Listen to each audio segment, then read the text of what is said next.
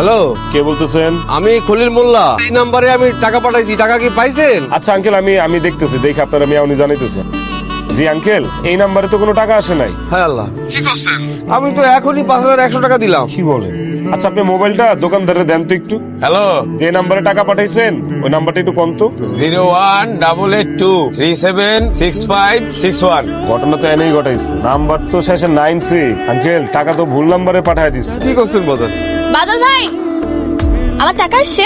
আসছে তো, এলো গুনে নেন। কোনো লাগবে না। টাকা পয়সা সব সময় গুইনা লইবেন, গুইনা দিবেন। ঠিক আছে। আরেকবার একটু গুইনা নেন না, যদি ভুল হয়। আরে সমস্যা নাই, বেশি হলে দিয়ে যাব আর কম হলে নিয়ে যাব। আর যদি কিছুই না হয়? তাহলে এভাবেই চলে যাব।